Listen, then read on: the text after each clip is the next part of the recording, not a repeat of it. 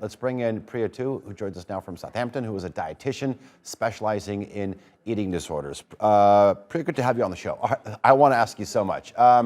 When I was sort of briefly going over this report, what's equally interesting to me, aside from the fact that, yes, obesity is on the rise, but obesity is a factor in over half of some of these major diagnoses, whether it is heart failure, kidney failure, type 2 diabetes. I mean, this is a big problem.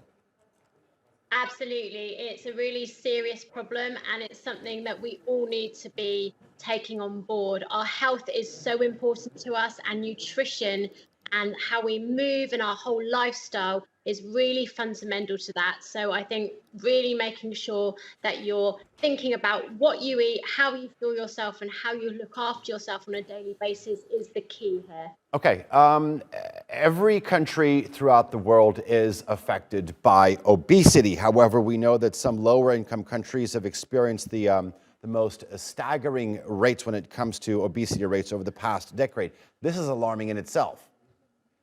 Absolutely, it is. And I think it shows how no country is immune.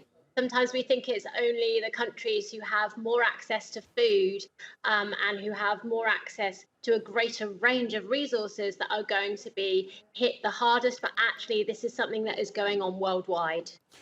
Priya, since you are a dietitian, I want your advice. Give our viewers some advice. I mean, it's no surprise here. Food obviously plays a major role in obesity that's seen amongst children or teenagers. What types of food should they be staying away from? I would be encouraging people to really focus on the balance of their diet. So making sure that you're having a diet that is high in whole grains, that's your brown starchy foods such as wholemeal bread and rice and pasta. Making sure you're having at least 5 portions of fruit and vegetables every day. You're reducing the saturated fat content of your diet, but you're having plenty of lean protein in there. And also, let's not forget things like nuts, seeds, pulses, and beans are really nutritious and great to be eating.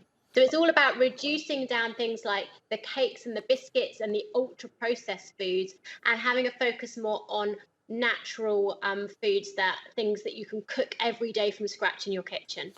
All right, I have to say this. I mean, staying away from sugars, eating more whole grains, lean proteins, healthier fats. I get all that. It's easier to have that diet if you come from a middle-income family in countries like the UK or the United States. But the story is very much different if you are from a developing country and you are not at that level. I don't know if that's actually true, because I think in countries such as the UK, people rely more on takeaways and processed foods, nipping out and getting a ready meal or a ready bought sandwich, where in other countries, they will be cooking more from scratch and having more of a reliance on things like beans and pulses and rice.